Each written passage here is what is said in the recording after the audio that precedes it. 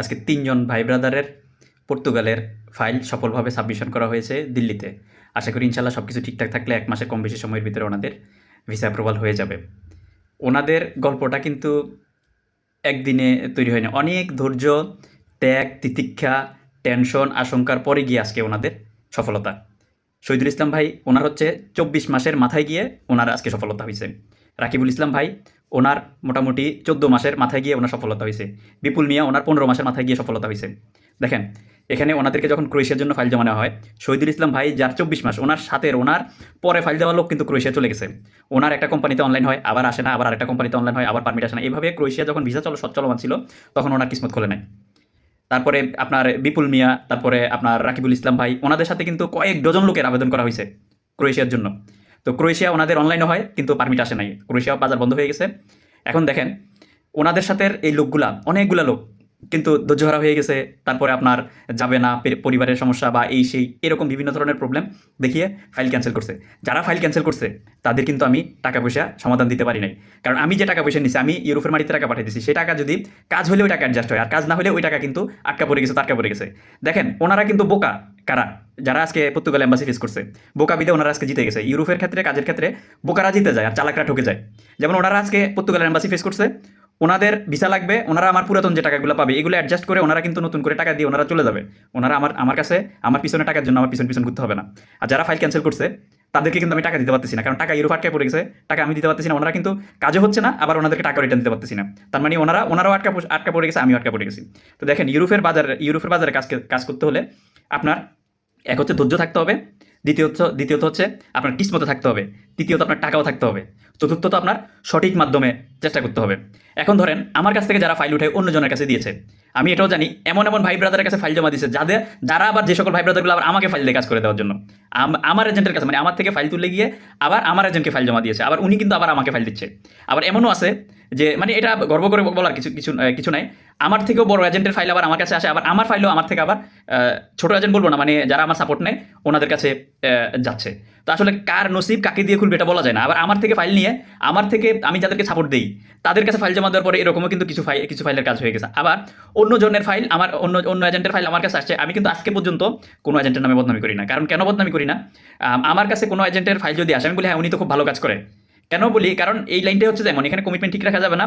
হয়তো দেখা গেছে যে একজন লোক একটা দেশে ভালোভাবে ট্রাই করছে, কিন্তু দেখা গেছে যে ক্লায়েন্টের কিসমত খারাপ বিদায় পারমিট আসে নাই বা কাজ ওঠে নাই। কিন্তু ক্লায়েন্ট কিন্তু ফাইল জমা দেওয়ার পর যেহেতু কাজ ওঠে নাই, ওই এজেন্টের ১২টা বাজে দিবে, আজীবন গালাগালি করবে, অথবা ওই এজেন্টকে ভণ্ড প্রতারক বলবে। এটাই স্বাভাবিক। যেমন আমি যাদের ফাইল নিচ্ছি, আমি যদি ওনাদের কাজ করে দিতে না পারি, ওনাদের চোখে কিন্তু আমি ভণ্ড প্রতারক, দালাল বা চিটার বাটপার হয়ে যাচ্ছি। কিন্তু আসলে তো বিষয়টা প্রকৃতপক্ষে এটা না, ওনার কিসমতে ছিল না। কারণ আমাদের বিষয়টা হচ্ছে আমরা ফাইল নেওয়ার পরে কারো ফাইল কিন্তু বালিশের নিচে রেখে দিই না। সেজন্য কিন্তু আজকে আমরা ধরা 2.5 কোটি 3 কোটি টাকা মার্কেটে আটকা পড়ে গেছে শুধুমাত্র ফাইল নেওয়ার পরে, টাকা নেওয়ার পরে কাজ হাঁটানোর কারণে। অনেক এজেন্সি আছে আপনার কাছ থেকে ফাইল নিবে, ফাইল কাজে ফাইল হাঁটাবে না, তো তারা আপনাদের টাকাগুলো নিয়ে বদমাশি করবে। আমরা যারা সলিডভাবে সঠিকভাবে কাজ করি আমরাই কিন্তু আজকে মার্কেটে আমাদের বদনামি, কারণ আমরা কাজ করতে গিয়ে টাকা আটকায় পড়ে গেছে, তারপরে এক দেশে না হলে আরেক দেশে চেষ্টা করতেছি, আরেক দেশে না হলে আরেক দেশে চেষ্টা করতেছি। প্রকৃতপক্ষে আপনারা কিন্তু দেখা গেছে যে টাকা দিচ্ছেন, আবার নতুন করে আরেক দেশে চেষ্টা করতে গেলে নতুন করে কিন্তু অনেকে আপনার টাকা দিয়ে সাপোর্ট দিতে চান না, যে একবার তো টাকা দিয়েছি। এই কারণেও কিন্তু অনেক সময় অনেকের কাজ কিন্তু আটকা পড়ে যায়। যেমন এই যে ভাইগুলো আজকে সফলতা হয়েছে, ওনারা কিন্তু পুরাতন টাকার হিসাবটা করে নাই, ওনারা নতুন করে যখন যে দেশের জন্য সাপোর্ট লাগছে, যেমন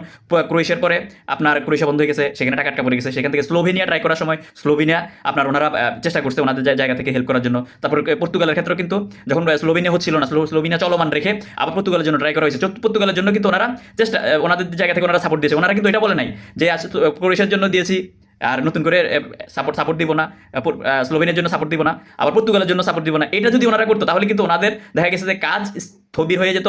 ওনারা কিন্তু আজকে গেইনার, ওনারা যখন যেটা সাপোর্ট লাগছে সেটা সাপোর্ট দিয়েছে, কিন্তু ওনাদের কাজ হয়ে যাচ্ছে, ওনারা ওই টাকাটা অ্যাডজাস্ট করে কিন্তু ওনারা যাবে। এমন না যে ওনাদের আমি ক্রোয়েশিয়ার জন্য ধরা খেয়েছি বা স্লোভেনিয়ার জন্য কাজ হয় না, টাকা আটকা পড়বে, কিন্তু ওই টাকাটা কিন্তু বাদ যাবে না, ওইটাও কিন্তু ওনারা অ্যাডজাস্ট করে কিন্তু যাবে। তো আপনারা চেষ্টা করবেন যে কোনো এজেন্সিতে কাজ করলে যদি আপনার এজেন্ট যদি ভালো হয়, সময় দিয়ে সহযোগিতা করুন। এক দেশে না হলে আরেক দেশ, আরেক দেশ না হলে আরেক দেশ দিয়ে করে দিতে পারবে। আমি আমার পার্সোনাল অভিজ্ঞতাগুলো আমি আপনাদের সাথে শেয়ার করতেছি, আপনারা আপনাদের মতো করে বুঝে নিয়ে আপনাদের ব্যক্তি জীবনে কাজে লাগাবেন।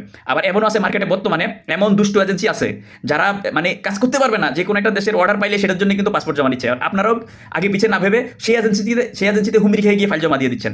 একজনে সাপোজ মনে করেন স্লোভেনিয়ার জন্য ফাইল জমা নিচ্ছে, আপনি আগে পিছিয়ে ভেবেন সে কাজ করে দিতে পারবে কিনা, তার আসলে সঠিক মাধ্যম আছে কিনা, সেটা না ভেবে কিন্তু আপনি তাকে ফাইল জমা দিয়ে দিচ্ছেন অন্ধের মতো বিশ্বাস করে। কারণটা কি? সে হয়তো বা ইউরোপের আগে কোনো না কোনো দেশে কাজ করছে বিদায় সেজন্য আপনি তাকে স্লোভেনিয়ার জন্য ফাইল জমা দিয়ে দিচ্ছেন। আরে ভাই, সে হয়তো বা আপনার সার্বিয়ার জন্য সফল, অথবা সে একটা মেসিডোনিয়ার জন্য সফল, অথবা সে পর্তুগালের জন্য সফল, কিন্তু তার মানে এই না যে সে আপনার স্লোভেনিয়ার কাজটা করে দিতে পারবে। আমি জাস্ট উদাহরণস্বরূপ বললাম স্লোভেনিয়ার নামটা কোড আন কোড, কিন্তু এরকমই কিন্তু অনেক এজেন্সি আছে একটা দেশের কাজ করে দিয়ে আবার মানে বিভিন্ন দেশের আরো ভিন্ন ভিন্ন দেশের জন্য ফাইল জমা নিচ্ছে। তো এটা কিন্তু অশনি সংকেত। এই ধরনের এজেন্সিকে ফাইল জমা দেওয়ার আগে চিন্তা ভাবনা করে জমা দিবেন। আর আরেকটা জিনিস হচ্ছে এজেন্সিগুলা 10টা কাজ করে দিতে পারবে কিন্তু 100টা ফাইল নিয়ে বসে থাকে, 100টা ফাইল নিয়ে নিচ্ছে। তো এজেন্সিতে ফাইল জমা দেওয়ার আগে সেটাও চিন্তা ভাবনা করবেন যে আসলে সে যে কয়টা ফাইল নিচ্ছে তার সেই কয়টা ফাইল কাজ উঠাই দেওয়ার সক্ষমতা আছে কিনা, অথবা সে বিগত দিনে ওই দেশে কাজ করছে কিনা। এই জিনিসগুলো দেখে আগে পিছিয়ে করে ভেবে তারপরে ফাইল জমা দিবেন। কারণ আমরা প্রতারিত হওয়ার পরে তারপর আমাদের টনক নড়ে, আমরা চিন্তা করি হারিয়ে তার ভুল হয়েছে, মনে হয় ওই সময় এই লোকটাকে ফাইল জমা না দেওয়াটা উচিত ছিল, কারণ তার সফলতা দেখে তারপর ফাইল জমা দেওয়ার দরকার ছিল, না হয় কিন্তু ধরা খেতাম না। এটা হচ্ছে কথা। আপনারা এখন বলি, এখন 2026 সালে আপনারা যারা ট্রাই করবেন, আপনারা মেসিডোনিয়া ট্রাই করেন ভালো এজেন্সি পাইলে, আপনারা স্লোভেনিয়া ট্রাই করেন ভালো এজেন্সি পাইলে, আপনারা ঝুঁকি নিতে পারলে রোমানিয়া ট্রাই করেন ভালো এজেন্সি পাইলে, আপনারা বুলগেরিয়া ট্রাই করেন ভালো এজেন্সি পাইলে, আপনারা যদি বাজেট নিয়ে সমস্যা না থাকে পর্তুগাল ট্রাই করেন ভালো এজেন্সি পাইলে, আপনারা টুকটাক মলদোভা ট্রাই করতে পারেন ভালো এজেন্সি পাইলে, ইউক্রেন ট্রাই করতে পারেন ভালো এজেন্সি পাইলে। আমি আমার চলমান কাজের কথা বলি, আমি কিন্তু ফাইল লিখছি না, বাট আমার চলমান কাজগুলোর কথা বলি। আমার স্লোভেনিয়া এম্বাসিতে লোক ফেস করাইছি, আলহামদুলিল্লাহ আমার এগুলা ভালো সফলতা আসতেছে।